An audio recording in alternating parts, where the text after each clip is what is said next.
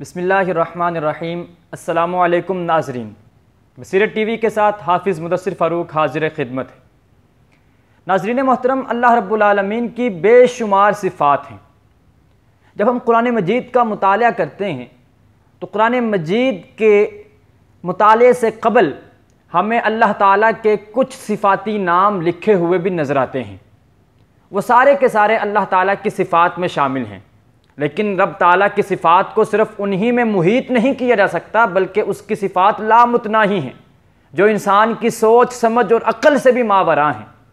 اور ان صفاتی ناموں جو 99 صفاتی نام ہیں، ان کی فضیلت احادیث میں اس طرح سے وارد ہوئی ہے کہ جو شخص ان صفاتی ناموں کو یاد کر لیتا ہے، کل قیامت کے دن اللہ رب العالمین اسے بغیر حساب کے جنت میں داخل فرما دے گا۔ ناظرین محترم، رب تعالیٰ کی جتنی بھی صفات ہیں، کوئی بھی صفت، وصف یا خوبی انسان کی سمجھ میں نہیں آ سکتی۔ وہ ساری کی ساری اللہ تعالیٰ کی عظمت اور شان کے مطابق ہیں۔ خود اللہ تعالیٰ کا فرمان ہے، لیسا کمثلہ شیء، اس کی مثل کوئی چیز بھی نہیں ہے۔ جہاں اللہ تعالیٰ کی بے شمار صفات ہیں، وہاں اس خالق و مالک کی ایک صفت یہ بھی ہے کہ اللہ تعالیٰ اپنے کچھ بندوں کو دیکھ کر اظہار تبسم فرماتا ہے۔ اللہ تعالیٰ مسکراتا ہے، مسکرانے کی صفت ہے، لیکن یہ صفت اس کی اپنی عظمت اور اپنی شان کے مطابق ہے۔ اسے ہم کسی دائرے میں، کسی کیفیت میں محدود نہیں کر سکتے۔ آج کی اس گفتگو میں ان چند خوش نصیب افراد کا تذکرہ کیا جائے گا کہ جن کے عمل کو دیکھ کر اللہ تعالیٰ مسکرا دیتا ہے۔ ان میں سب سے پہلا جو حدیث پاک کی روشنی میں بیان ہوا، نبی اکرم صلی اللہ علیہ وآلہ وسلم نے ارشاد فرمایا کہ 2 قسم کے لوگ ایسے ہیں کہ جنہیں دیکھ کر اللہ تعالیٰ مسکراتا ہے۔ ایک ان میں سے قاتل ہے اور دوسرا مقتول ہے۔ ایک جسے راہ خدا میں شہید کیا گیا ہے، اب شہید کی طرف دیکھ کر اللہ تعالیٰ آسمان پہ مسکراتا ہے، اور ایک اس شہید کو شہید کرنے والا قاتل ہے۔ میرے مصطفیٰ کریم علیہ السلام نے فرمایا کہ قاتل پہ بھی اللہ تعالیٰ مسکراتا ہے۔ صحابہ کرام علیہم رضوان نے استفسار کیا، یا رسول اللہ صلی اللہ علیہ وسلم، مقتول جو شہید ہے اس کو دیکھ کر مسکرانا تو سمجھ میں آتا ہے، لیکن قاتل کو دیکھ کر مسکرانا اس کی سمجھ نہیں آ رہی، یہ ہماری سوچ سے ماوراء بات ہے۔ تو حضور اکرم صلی اللہ علیہ وآلہ وسلم نے ارشاد فرمایا، قاتل نے اسے قتل کیا، وہ شہید ہوا، اب شہید کو دیکھ کر اللہ تعالیٰ مسکرایا۔ بعد میں رب کائنات نے اس قاتل کو توبہ کی توفیق بخشی، اس نے توبہ و استغفار کی، اور وہ جو پہلے قتل کرنے والا ہے اب پھر میدان جہاد میں جا کے خود مقتول بن رہا ہے، خود شہید ہو رہا ہے۔ تو جب وہ شہید ہوتا ہے تو اللہ تعالیٰ اسے دیکھ کر بھی اظہار تبسم فرماتا ہے۔ تو ناظرین محترم، یہ 2 لوگ ہیں جنہیں دیکھ کر اللہ تعالیٰ مسکراتا ہے۔ اس کے علاوہ ایک اور حدیث پاک ہے، نبی اکرم صلی اللہ علیہ وآلہ وسلم نے فرمایا، قوم اذا صفوا للقتال، جب کوئی قوم جنگ کے لیے میدان جہاد میں صف بندی کر لیتی ہے، ان کی صفوں کو دیکھ کر اللہ تعالیٰ مسکراتا ہے۔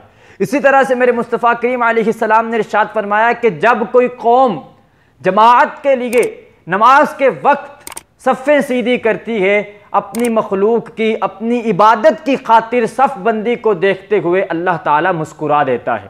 اور یہ مسکرانا اللہ تعالیٰ کی کمال رضامندی کی علامت ہے کہ جس بندے سے اللہ تعالیٰ جس کے عمل کو دیکھ کر مسکرا دیتا ہے، یقیناً اللہ رب العالمین اس بندے سے بے انتہا خوش ہوتا ہے اور اللہ تعالیٰ اس کے اعمال کو پسند فرماتا ہے۔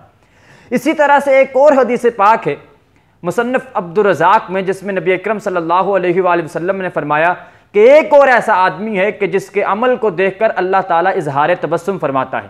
وہ کون سا آدمی ہے؟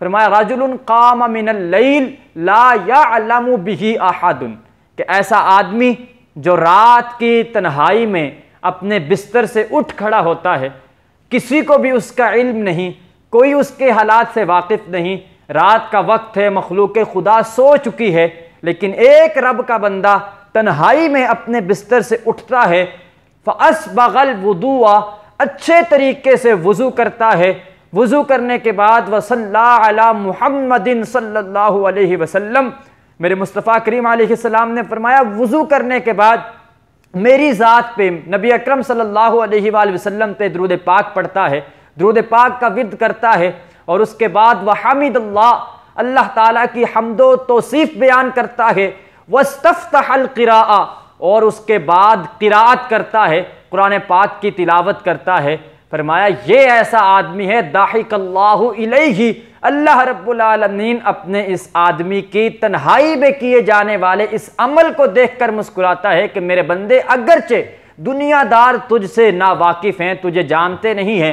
تیرے اس عمل سے آگاہ نہیں ہیں، اس لیے تیرا یہ عمل ریاکاری سے بالکل منزہ و مبرہ ہے اور یہ خالص میری رضا کے لیے ہے۔ فرمایا اس وجہ سے اللہ تعالیٰ اس بندے کے اس عمل کو دیکھ کر اظہار تبسم فرماتا ہے۔ ناظرین محترم، بے شمار احادیث طیبہ اس حوالے سے مروی ہیں۔ اس میں ایک اور بھی چیز ہے کہ جس کے حوالے سے اللہ تعالیٰ خوش ہوتا ہے، اظہار تبسم فرماتا ہے کہ جب کوئی بندہ گناہ کرنے کے بعد رب کی بارگاہ میں توبہ کر لیتا ہے، استغفار کر لیتا ہے، اللہ تعالیٰ اس توبہ کرنے والے بندے کی مغفرت کی وجہ سے، توبہ کرنے کی وجہ سے، استغفار کرنے کی وجہ سے اللہ تعالیٰ اس بندے پہ اظہار تبسم فرماتا ہے۔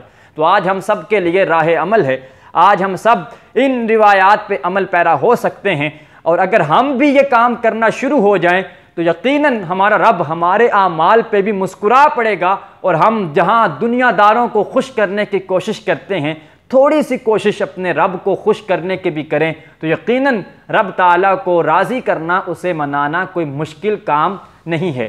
جب ان ساری روایات کو میرے مصطفیٰ کریم علیہ السلام نے بیان فرمایا تو صحابہ کرام کا طرز عمل کیا تھا؟ صحابہ کرام بیان فرماتے تھے، وہ عہد کیا کرتے تھے، وعدہ کیا کرتے تھے، وہ کہتے تھے کہ اللہ کے نبی صلی اللہ علیہ وسلم ہم ہرگز کبھی کوئی ایسا کام نہیں چھوڑیں گے، ہم اس کام کو کرتے رہیں گے، بھلائی کے کام کرتے رہیں گے تاکہ ہمارا رب ہمیشہ مسکراتا ہی رہے، ہمارا رب کبھی ناراض ہی نہ ہو، ہم بھلائی کے کام کرتے رہیں گے، خیر و فلاح کے کام کرتے رہیں گے، اور رب ہمارے اعمال سے مسکراتا رہے گا۔ تو آج ہمیں بھی اس امر کی ضرورت ہے کہ ہم اپنے رب کو راضی کریں، اللہ تعالیٰ کی رضا اور خوشنودی حاصل کرنے کے لیے تگ و دو کریں۔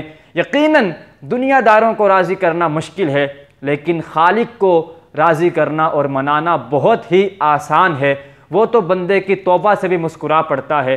آج ہمیں ضرورت ہے کہ ہم اپنے خالق و مالک کو راضی کریں۔ اللہ رب العالمین ہم سب کو عمل کی توفیق نصیب فرمائے، آمین۔ وآخر دعوانا ان الحمد للہ رب العالمین۔